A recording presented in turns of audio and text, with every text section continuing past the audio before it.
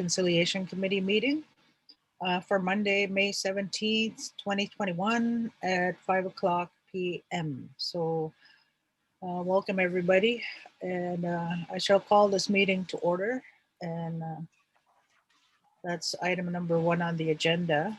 And then item number 2 is the land acknowledgement, which will be done by the mayor. So Mayor Doug Lawrence. Thanks, Jared. Good afternoon, everybody. As we start our meeting, we acknowledge that we are in the area of Treaty 3 on the traditional territory of the Sioux First Nation, and that many of the people and communities we service come from Treaties 5 and 9 in the Anishinaabe Nation.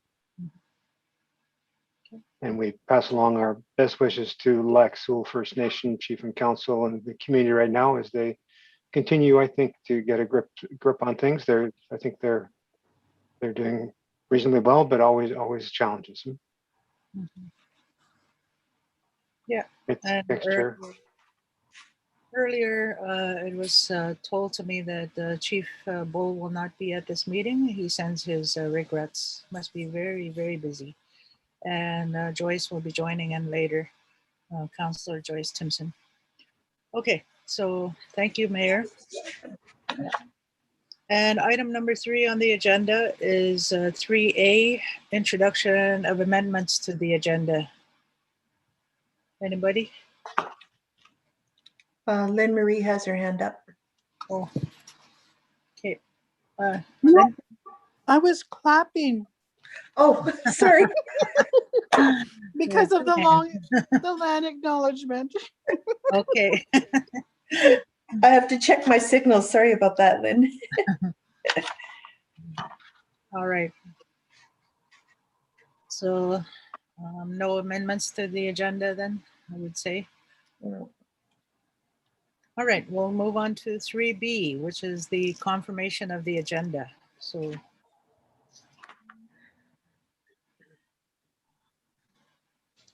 hi, Joyce. Hi, Darlene. Will you excuse me in about 15 minutes? I'm cooking for my neighbor across the road and I'm behind time and I'll need to deke out for about 10 minutes. Is that all right? Okay. All right. I'm just waiting for the chicken to finish and then I'll just run it across. Okay. Only if you bring us a tasty test or so. Yeah. Okay, well, it'll be here. The rest of it will be here. Just kidding. Just kidding. Oh, I tested the white meat. It was delicious. But they want dark meat and that wasn't quite done yet. So anyway. Okay, we'll see. Okay, so I guess the agenda is fine the way it is. You need a mover and seconder for that? Yes. Oh, sorry. I'll move the agenda. Joyce is seconding. Wait, I can't even see one. Joyce, you better be treading water hard because you're sinking into that lake pretty quickly. Yeah. That's what it looks like. Sorry, my computer, there was something that just came on and I was trying to update something, an Adobe thing. Okay, so Joyce second. Who made the motion? Aileen. Aileen, okay. All right, mover and seconder, Joyce, okay. Number 4, declarations of pecuniary interest. None? None here. Okay. Nope. Right. Number 5, adoption of the minutes from the April 19th, 2021 meeting, which were sent out. I kind of had a quick look. It looked okay to me. I didn't go and sign. I don't think I signed them, yeah. Okay, any comments about the minutes? No? Not good. So shall we adopt the meeting minutes then for April 19th? Who's going to move? Mario? Mario moves and seconder. Doug, Mayor Doug. Seconds, okay. Yay. So item number 6 now, business arising from the minutes. 6A, flagpole update by Michelle LaRose. Okay, so thank you, Chair Darlene. Excuse me. It was mentioned, I believe it was, I can't remember, I think it was Aileen might have mentioned the flagpole at the former high school that is still up and standing, and wondered if that's something that the municipality could use and perhaps contact the school board. So I had staff go and check it out. That particular flagpole isn't consistent with what we normally have for our flagpoles, and it's at least 15 feet higher than ours. And he indicated that it would be very difficult to remove that flagpole and bring it over because of the height and because of how it's attached in the ground. So what we did is he went out and looked for a quotation on a new flagpole that is identical to the ones that we have, and they're 25-foot aluminum poles. And the cost for that, including taxes, was $2,327.34.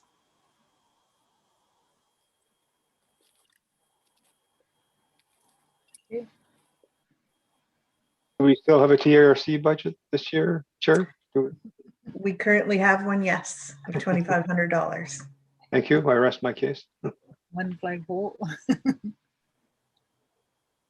And does the budget, is it the budget enough for the flagpole, to cover the flagpole? Yes, the budget's enough because it's $2,500, and this is including taxes. There will be some extra expenses to prepare the ground and whatnot, but that can probably be covered through our current budget. And where would that end up being located? We were talking about putting it at the town hall, between the town hall and the library, where we have our other 3 flagpoles. Yeah.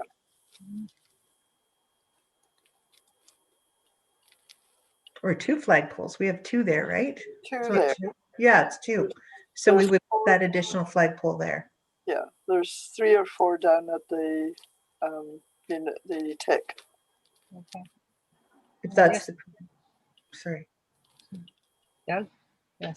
Through you, Chair, to the CEO, does this committee have the discretion to spend that money, or because it involves other things, should we be making a recommendation to council, or how do we do this? Because I would recommend, well, what I would do is talk to Richard and find out what extra costs will be, because that will have to be borne by our municipal budget. But this would definitely cover the 2,500, and we do have that discretion to spend it on items that relate to the committee. So we're okay there, but it will be a little bit higher because of the site preparation and so on. So what I will do is talk to Richard, see what that cost will be, and then determine whether or not we can cover it through our budget, or it should go to council. Okay, so, and we can start putting that in motion now. Should we order the flagpole, or how do we do this? I will talk to Richard after this meeting if the TRC wants me to do that, yes. Okay, Joyce? Yeah, I think we should go ahead, but I think first we should consult with Lac Sioux that this is okay. We've received, Chief Bull has indicated that he talked to his elders, and they've confirmed that Okay. they're okay with us flying their flag. Good, okay. Can you folks excuse me for 10 minutes? Don't be such a chicken, Joyce. Stick around.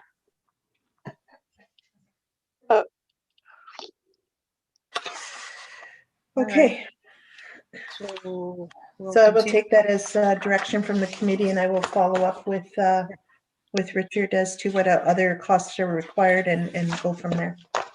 Okay, all right. All right, we're getting closer to that. That's good. All right, so we'll move on now to number 7, delegations, presentations, committee presentations. It says nil, so No, nothing, okay. Number 8, items for discussion. I don't see anything listed there. there was, through you, Chair Darlene, there were no items that were brought up for discussion for this meeting. And what we did is we decided to, I believe it was Aileen again asked about the work plan. So we decided to make that a standing item on all of our agendas. So that will be number 9 going forward. So we'll review our work plan every meeting. Okay, Um, yes, Eileen? well, just looking at the minutes, I think there was another,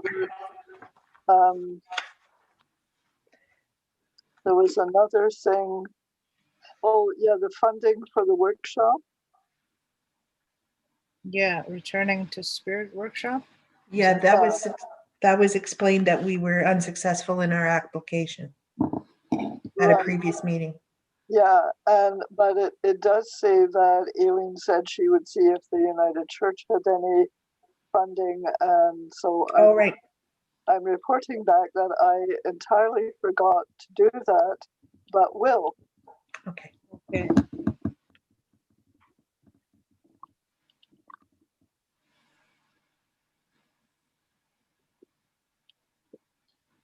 And anything else? Okay, we have we're just going to go down the list. Northway Section Cemetery Memorialization Event.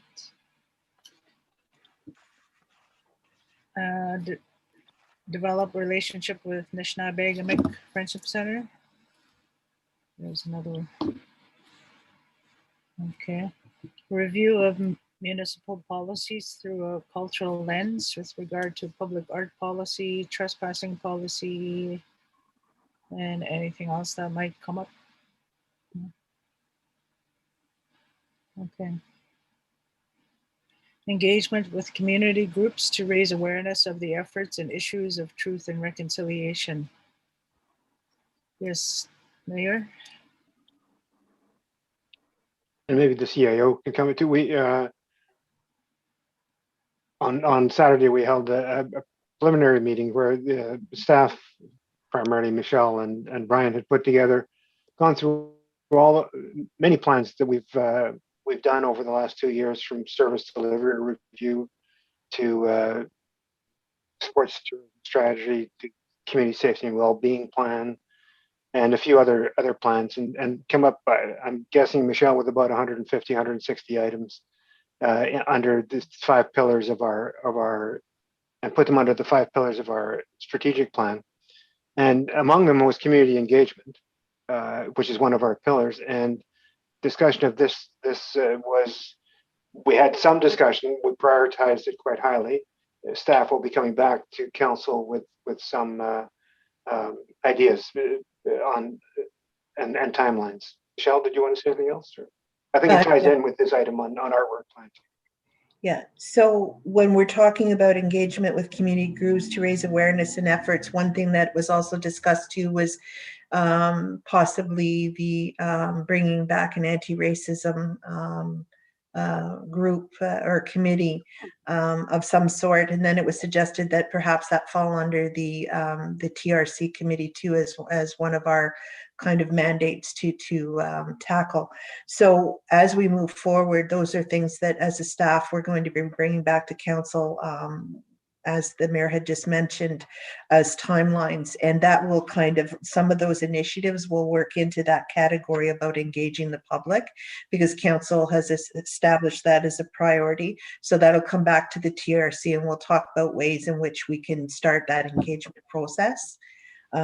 Because it was identified in a number of different plans, and more particular into the community safety and well-being plan as well. If we could just back up, if you're okay with that, Darlene, the Northway Section Cemetery 1 memorialization. It's unfortunate, but in the last month and a half, every time staff planned a meeting to discuss putting together something for the memorialization. We've had to cancel and reschedule because something had come up, and we were supposed to meet again last week, but then something came up for me as well, so I had to be off. So we rescheduled that meeting, and I believe it's the first week in June. So we'll have something to report back to the TRC committee at our June meeting. All right. And if I could just add my comment to Councillor Timpson about don't be such a chicken, stick around, is because she was pushing hard for the TRC committee to be the sort of like on the anti-racism at the forefront. But council is going to be, council will be considering something in a little while and maybe requesting the TRC to do something along that front. I think the overall theme in my mind was that if we're not doing something, if we have to do something, we can't do nothing. So we want to do something. We just, what that is in terms of anti-racism, we're not sure. It seems like most of the discussion was about celebrating the different cultures that are here. So maybe the term anti-racism doesn't really. We did talk about that. And were you watching the council meeting? Or? No. Oh, okay. Because we did talk about that we can't focus just on one race, whether it be the white or indigenous, or we have multiple. But there could be multiple fronts here too. And another effort is the welcoming part for the community. How we welcome newcomers, whether they come from the north or whether they come from elsewhere in the world, and especially if they're non-white, how do we welcome that? So it's developing, and Councillor Timpson, the chicken, is pushing hard for the TRC committee to be at the forefront of some of these things. So it sounded good last time we talked about it in the last meeting. You can tell her I called her a chicken too. That's okay. All right. Aileen, did you have something to say? Yes.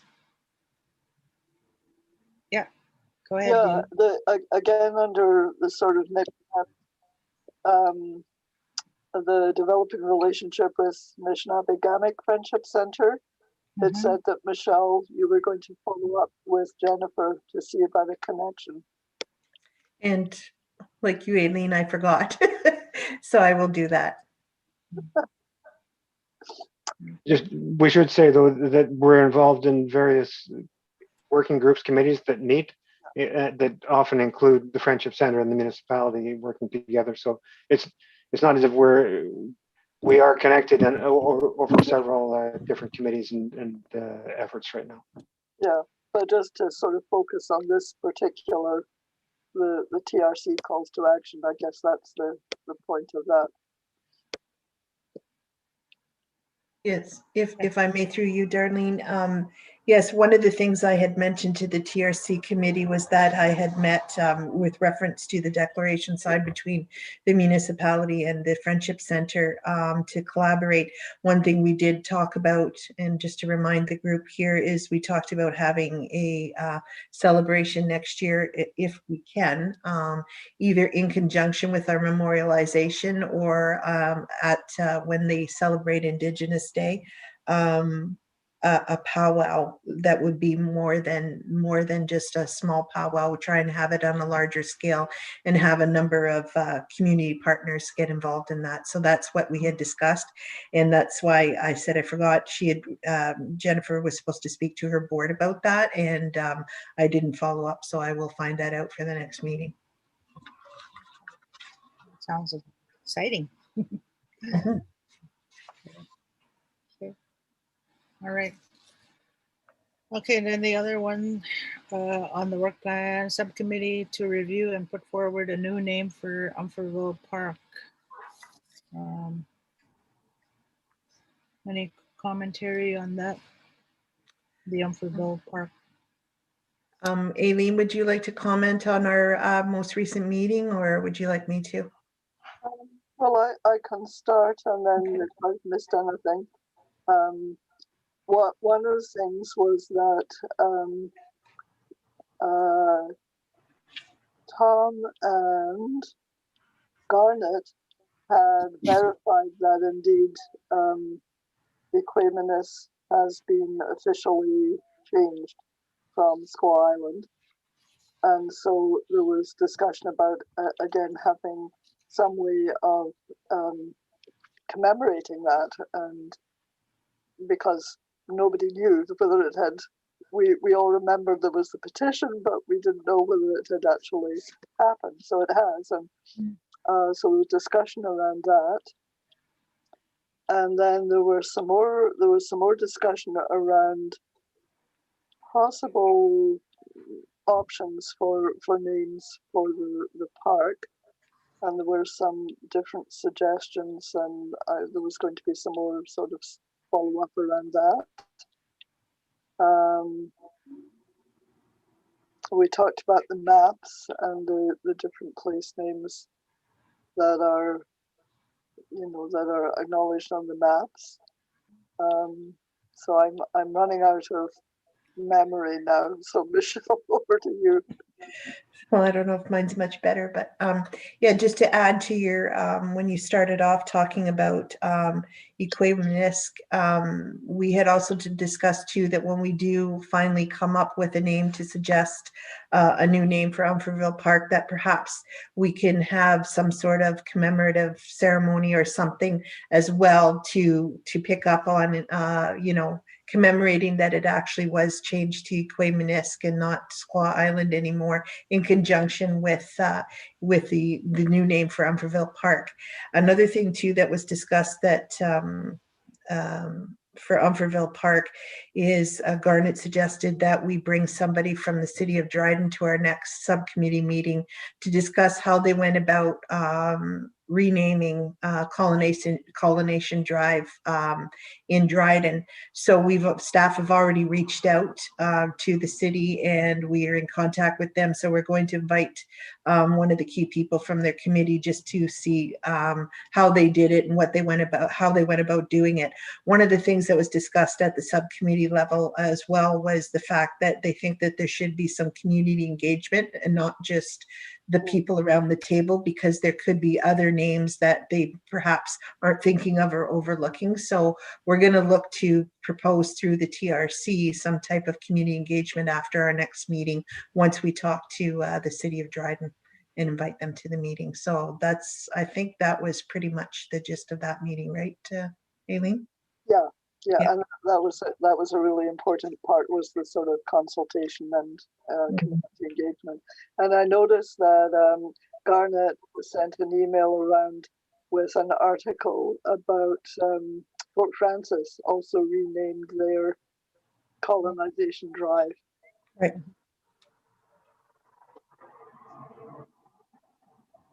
Okay.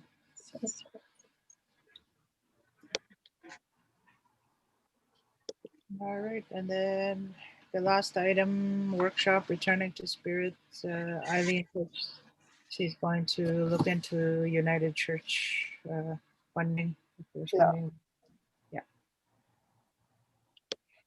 So what we'll do is we'll update this from this meeting today and say that, and we'll just send out a reminder to you, Aileen, just so that you can, and myself, for the stuff I have to follow up on. Thank you. That would be very helpful. Okay. We all get busy. Yeah. And while we're sort of on the work plan, I joined this committee after you'd begun, but have we sort of looked at all the possible calls to action that a municipality could be engaged in? At the beginning, we had a meeting, and we split it up into 4 areas. I think that's going back quite a ways, when we had the meeting at the train station. So we had it under different headings: social, historical, economic. Can't remember what the other one was. But, spiritual. Political. I think we had one for political. Yeah, political. And then those areas went into subcommittees. So under historical was the um, the place name stuff and Probably. yeah.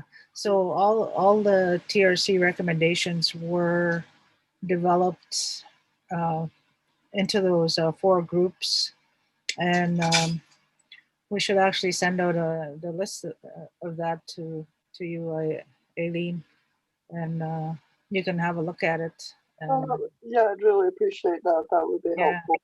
Okay. Anybody else need that? I was Yes, Yeah, please, I would but- too. I was gonna say, is that me? Who's- Yeah, I was gonna say there, Doug and I did up a report before we started this committee, and Doug did a chart of all the calls to action that appeared to be pertinent to what a municipality could do. And that will be easy to dig up. Okay. Yeah. Great. Yeah. And Is it may well be, Joyce, that I actually have that someplace. I'll go and look in my Yeah, we could have it sent to everybody, I guess, just as a reminder. binder. to have Yeah, on hand. I think I can find it fairly easily.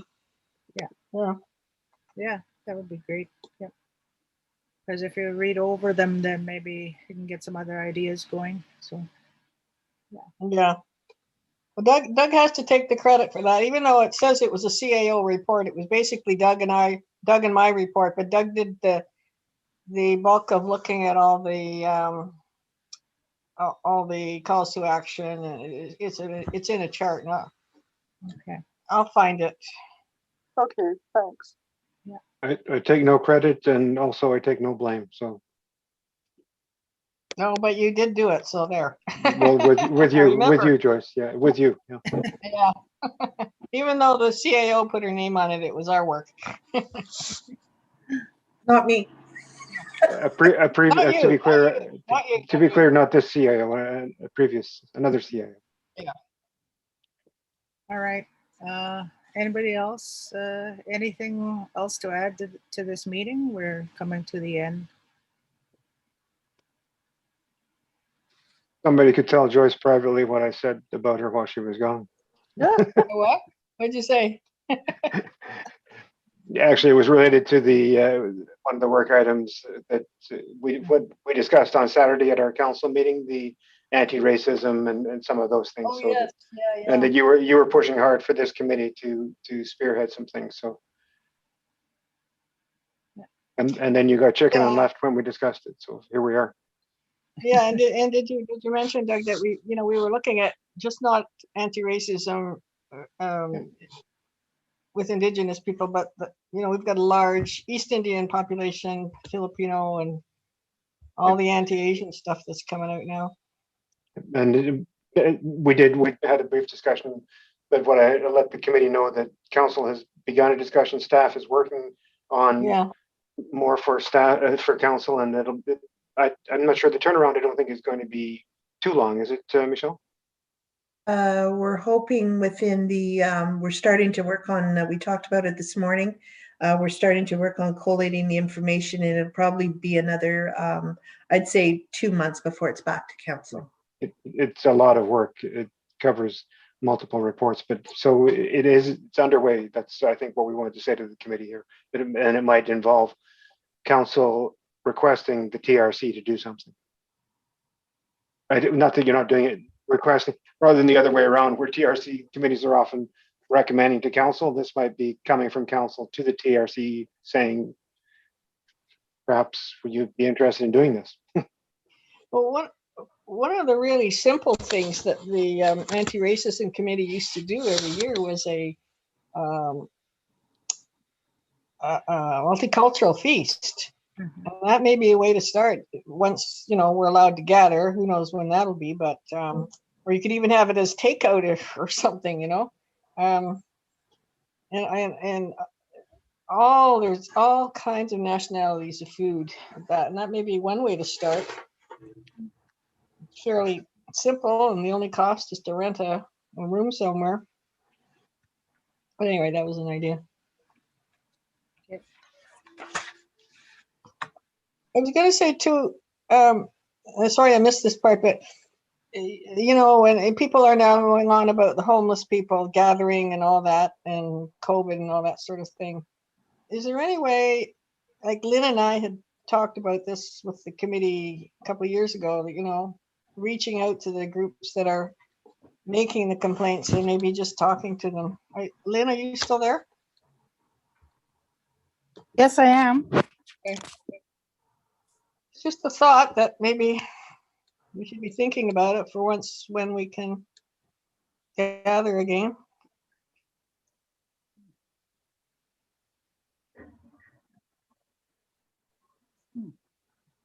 What would be the focus of that, to hear what their complaints are, or to do some educating around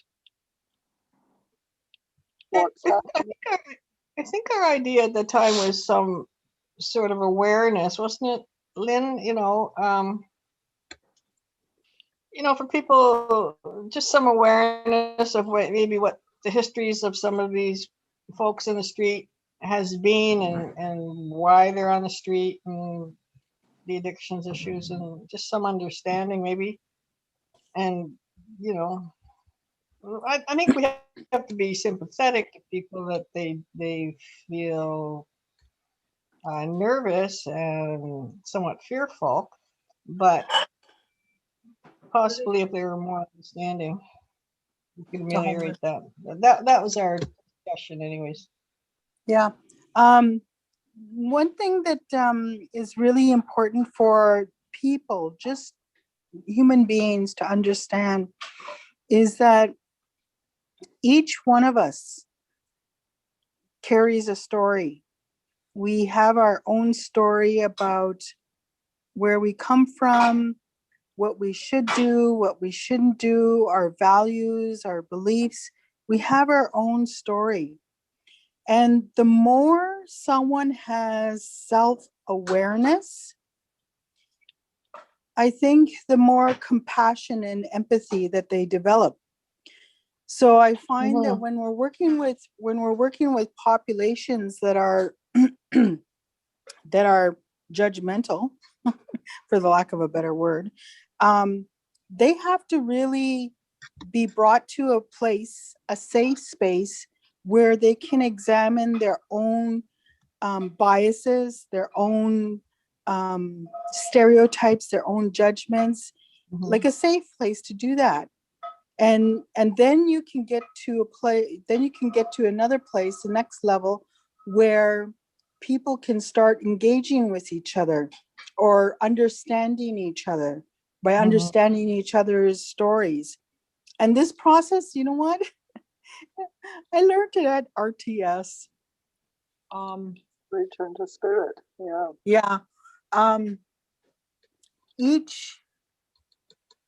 Yeah. It's because of our own internalization of our own stories. Sometimes we see other people in a judgmental way. So it's, the population that seems to be having difficulty with how they perceive homelessness. I know, just from this point of view, they got to work on their self-awareness. And I know it's probably a stubborn crowd. It's probably an older crowd. It's probably a crowd who hasn't had much engagement with diversity. And Sioux Lookout is becoming a very diverse place. And it's only going to get more diverse,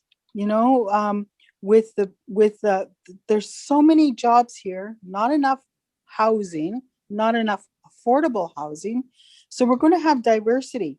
We're going to have diversity from people coming from the south, from the west, and from the east, and from the north. And then the people who've been here for a long time, who've been citizens for, since, I don't know, 1900s, after the war, or when the resource started developing, they come from a place where they learned biases and stereotypes and all this stuff.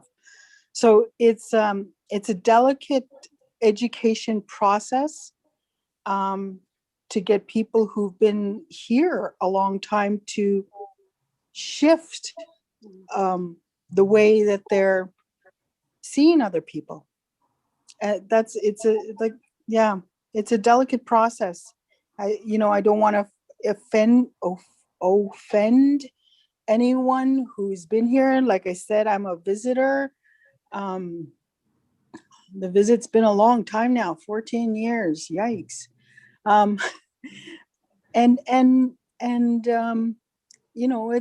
It's learning those core values. The golden rule.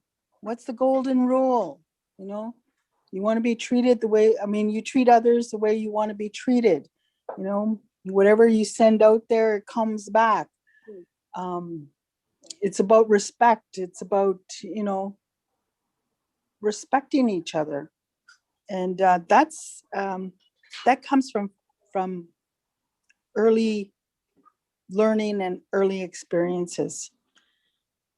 So sometimes I'm just waiting for people who are willing to have a space to create something more respectful and more, community, more inviting. This stuff all is interrelated with each other. When we talk about anti-racism committee, when we talk about acknowledging the Indigenous presence in this area, everything's tied together. And so long as we continually have people who are not diverse or don't have that openness of diversity, we're going to have complaints. I really don't know how to deal with people who have those kind of complaints, other than, I don't know, look in the mirror, look at yourself. And people get mad at that. Yeah, I'm in the meetings quite a bit where there's a lot of discussion with about the vulnerable people. Are they taking care? How many have COVID and that kind of discussion. And then I also hear a little bit, on the social media about people complaining. Yeah, right. And you can't gather that many people. I think it was I don't know, somebody who was involved in politics and town politics, who who said that. I took a screenshot of it actually, and then I thought, I wonder what else is going to come up here. Mm-hmm. So anyway, nothing came of it. They halted the discussion right there, and they didn't allow any posting to be done afterwards on what was posted. So yeah, there are people who complain about the gathering of some of these vulnerable people, and but when I see them gathering, they're still wearing their masks, on the street and everything. Some of them are probably vaccinated, and I received my second vaccine on last Thursday. So I'm thinking that some of them are probably vaccinated the second time already. So Mm-hmm. I think they they have been taken care. They are being taken care of by the different agencies, not just the shelter, but all the other Northwestern Health Unit. And I think people got to realize that Yeah. that there is a lot of people who are working um, and have knowledge about what's going on with those people. Um, some of the people are being focused on and being brought the proper care, and if there is concern, then sometimes the different agencies will get together and take care of that one person. Yeah. Maybe Mm-hmm. an elder on the street. So I think Silicon is doing a great job of taking care of a lot of these vulnerable people. And like this, and like Lynn said, everyone has a story. they are highly visible. Uh, I'll say that. But when you look at the number, that's just a very small segment Yeah. of the entire population of Sioux and Hudson. So, we're not looking at, 50%, 30% of the population being out there. It's not that in terms of the numbers. So, a lot of other municipalities and cities are also going through this, where people are setting up tents on the streets. There's a lot of people who don't have houses, or they're termed houseless, I guess, right now, and that's happening everywhere. And I'm sure people are just complaining left and right about what they should be doing, what they shouldn't be doing, and it's just a symptom of you know what happened earlier in society. What's resulted, uh, Mhm. the poverty in those northern communities, and the lack of education, the lack of health services, the even the children in care, they don't receive enough money to um, they don't receive as much money as a non-indigenous person, child in care. And that's what Cindy Blackstock has been fighting for all these years. The human rights. They should be treated or given the same amount of money to take care of themselves, for them to take care of these children. And in terms of education, you look at the amount of money that's given to First Nations. It's not bringing in quality education, and so um, the amount of money that a person receives to be educated on the First Nation, it just doesn't cut it. By the time you go through the education system, you haven't had the same type of education as a person in a city or a town has in the Mhm. public education system. It's not the same quality. And usually, what happens is students that come out to pursue their education have to study even harder because they missed this in math, they missed that in English, they didn't get enough, and it's almost like they constantly need tutors, and so it's very hard if they do manage to reach college and or even graduate out of high school. It's that much harder after.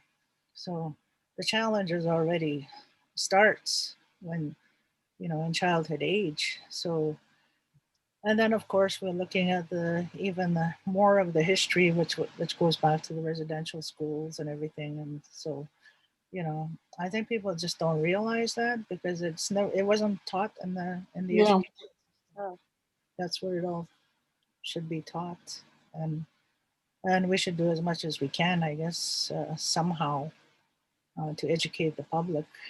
um, I don't know how we would do that. Use of social media or something, radio shows. Yes, Mayor. Yeah, and far be it from me to be the one to speak on this, but and I appreciate everything that both you and Lynn Marie have said here. I sometimes think we focus too much on the complainers. Mhm. COVID has given people a chance to complain, but most of the people who are complaining were complaining about people in the park long before COVID. COVID just sort of gives them more of a reason. And in some ways, I do understand some of the complaints. But I put it as a loss of dignity for everybody when somebody's forced to urinate in the park or whatever is happening. That if that's the particular complaint. Mhm. Um, but I think we focus too much. And Darlene, you said I think there's a lot of people doing a lot of good things in our community. Do we need to do more?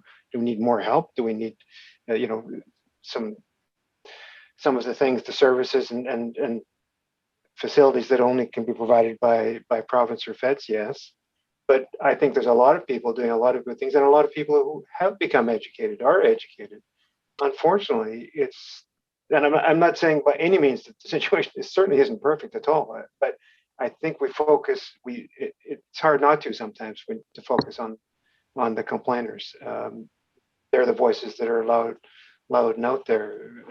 I think I believe there's a lot of good people doing a lot of good things in Sioux Lookout, and we shouldn't give the complainers too much of a platform.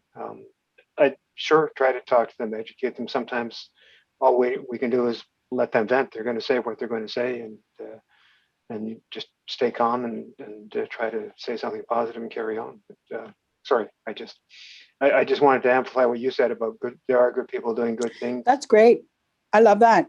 As Darlene and yourself were talking, what comes to my mind, okay, let's share good stories. Let's share the good things during this time.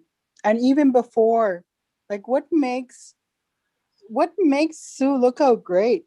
You know, why do some people come and visit for 6 months and end up staying for 14 years? You know, I like the idea of focusing on the good stories, and with focusing on the good stories, I think the complainers will shift.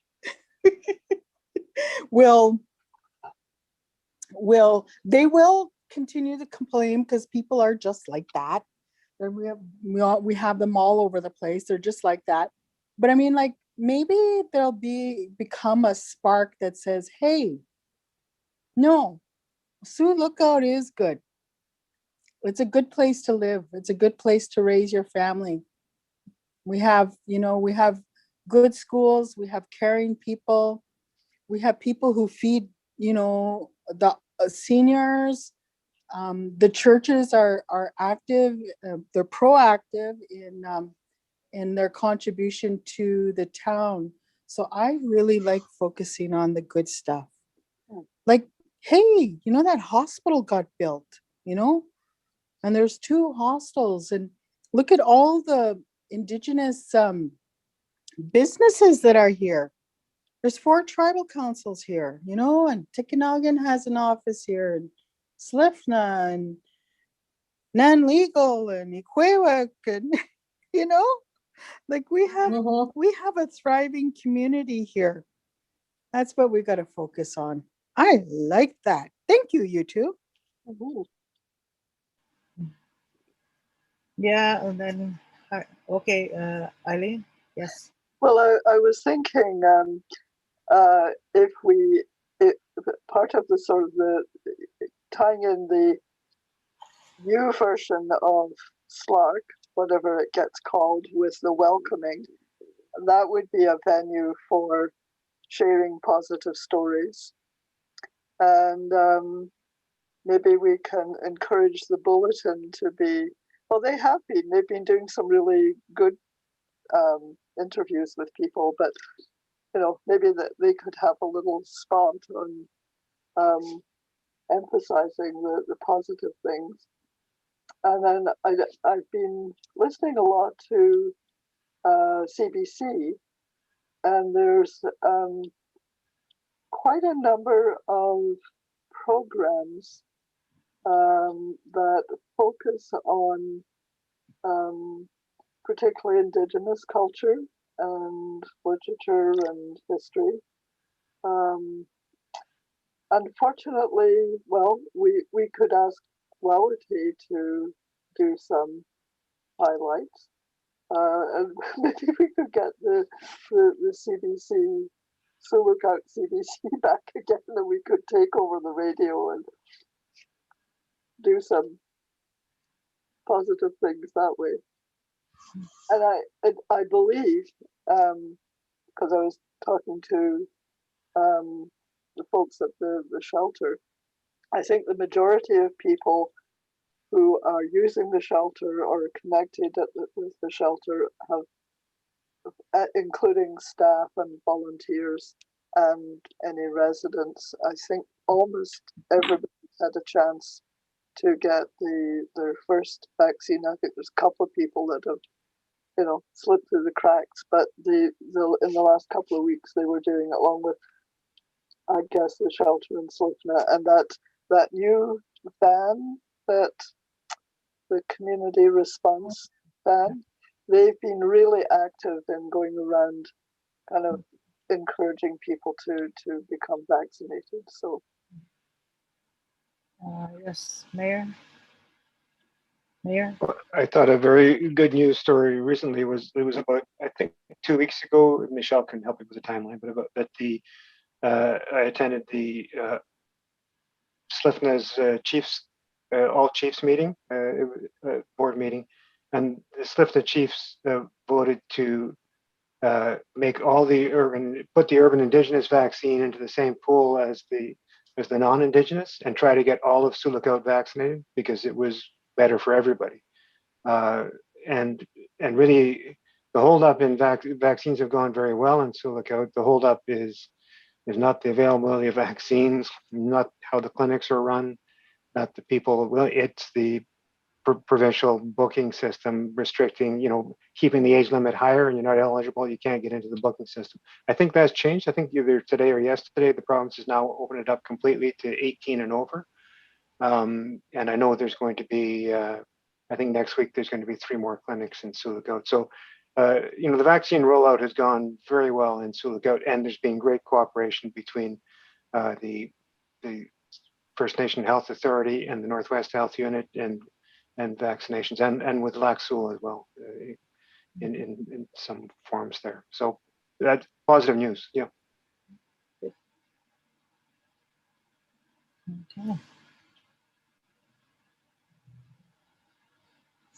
All right. So that's, I guess we're always talking about, the vulnerable people in our society at these meetings. They tend to, the issue tends to come up every now and again. And like you say, you can't really, there's not much that we can do right now, except to try to focus on the positive things that are happening in the community. So maybe that's what needs to be brought out at the same time. So somehow, I don't know how we can write about it or talk about it to other people, or we just think about ways that we can try to communicate, best communicate what we've said here. All right.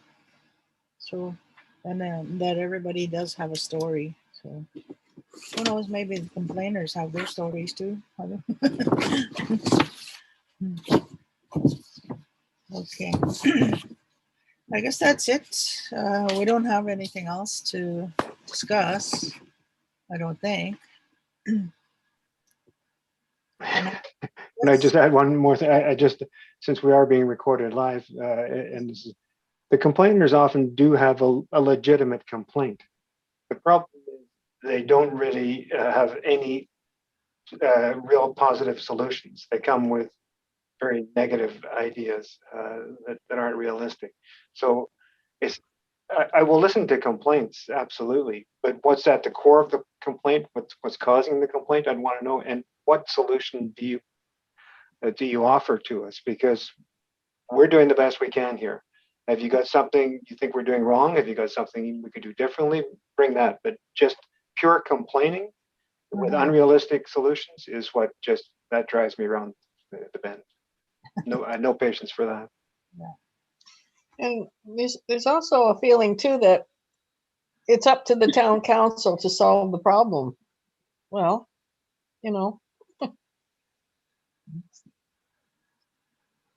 what are you doing about it, sort of thing. That's so funny, because it's always the band chief and council who have to solve the problems. Yeah, exactly.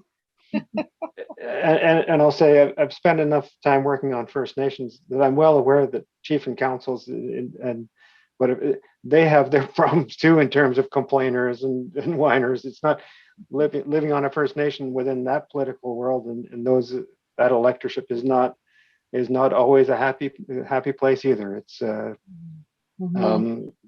listened to chiefs complain to me or let's say share stories with me about what's going on in their communities, and it's people are people, absolutely, wherever they live and whatever they do.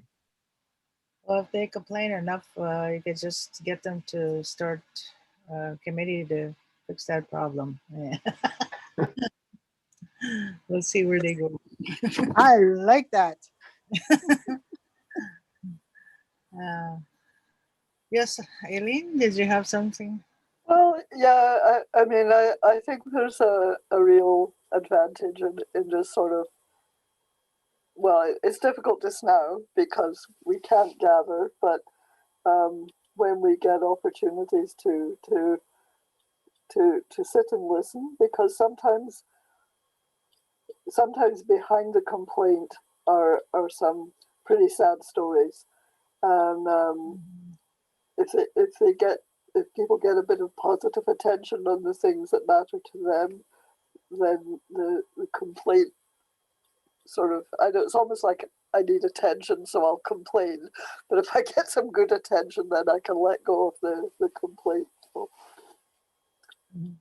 So true. So true. Pastoral care. Yeah. True. Okay. Can I just make a compliment to Michelle? She has taken calls recently that have been from complaining citizens, and she has actually become, I think she is a natural at it. She has considerable expertise in diffusing complainers. So there's the solution we have is Michelle. Go to it. And them all to Michelle. Yeah. Well, I take my hat off to all of you in municipal leadership and chief and council leadership, because you have to shoulder a lot and deal with a lot, and so hallelujah for all of you. Ditto. Okay. So item number 10, next meeting date is for June the 14th at 5 p.m. So that's when we'll meet next time. And we'll see where all this stuff goes with the COVID and everything. And Oh, yes. I'm sorry. Did we? Oh, no. Sorry, it's okay. I'm mixing up meetings. All right. Okay, so I'll need for item 11, we'll need the motion to adjourn. So Joyce moves and Mario seconded. So we're adjourning this meeting. So nice to see you again, and we'll see you in June. Mhm. Okay. See you. Okay, Bamapi, Minwako, amen. Yeah. Okay.